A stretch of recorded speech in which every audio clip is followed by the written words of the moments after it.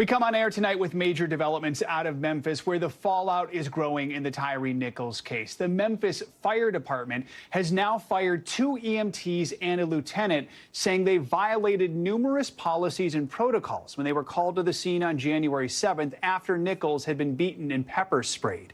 Those terminations were confirmed late today by the fire chief, who released a letter which says the EMTs failed to conduct an adequate patient assessment of Nichols. Also today, the Memphis Police Department revealed that in all 7 officers were relieved of duty on January 8th. The 5 officers who were charged in Nichols' death, plus 2 more who have not been charged. Protesters are taking to the streets again tonight, renewing calls for police reform and demanding justice for Tyre. This was Chicago just moments ago, where many gathered at Federal Plaza, making their voices heard. That follows the largely peaceful protests that took place over the weekend across the country from coast to coast: New York City, Los Angeles, Philadelphia, Boston, and more. Right now, let's go to Memphis and NBC News correspondent Priscilla Thompson, who has the very latest on these major developments, Priscilla, both from the police and the fire department. So let's kind of break it down, start with the police. What do we know about these 2 officers who we now know were relieved of duty earlier this month, and how is Nichols' family reacting to all this?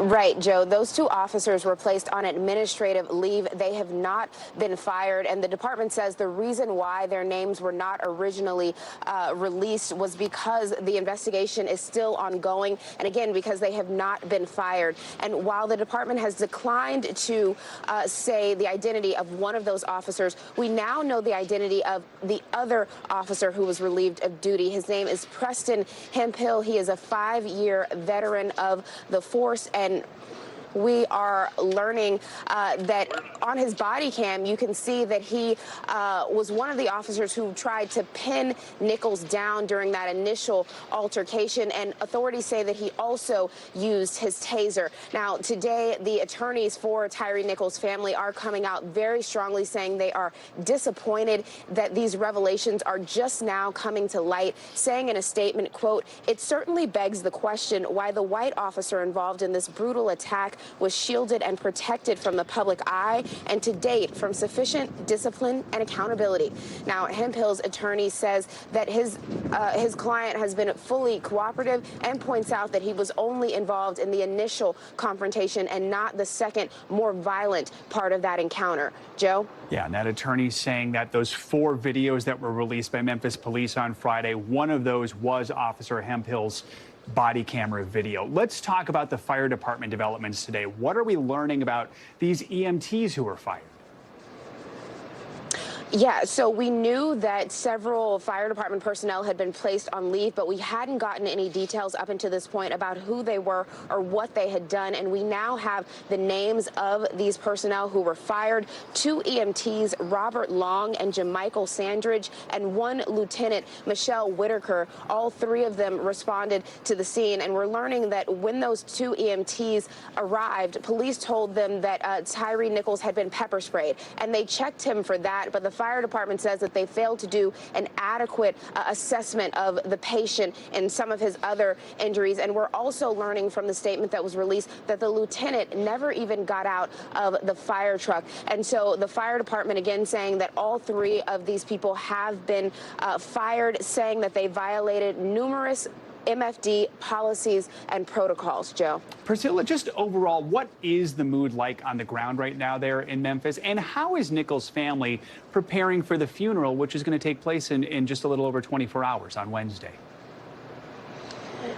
Yeah, Joe, there are a mix of emotions here on the ground. On one hand, there is anger that this has happened again and that a person has been killed at the hands of police, and we've seen that spilling out into the streets with these protests. But as I speak to people here, yes, there is anger and there is hurt, but there is also some relief that these officers have been charged, that it appears that there will be accountability in this case, although people are still holding out to see how this will actually play out in the criminal justice system. But many people are saying that there needs to be far more than just that. There needs to be systemic change in these police departments, and that the culture of policing overall needs to change. And At the same time as people are feeling all of those emotions, there's, of course, also grief. A man has lost his life here. Tyre Nichols, a father, a son, someone who loved to skateboard and just watch the sunset. And now his parents and this community are preparing to honor his life on Wednesday at his funeral, when he will be laid to rest. The Reverend Al Sharpton expected to deliver the eulogy, and Attorney Ben Crump expected to deliver a call to action as the community works to move forward and figure out what comes next.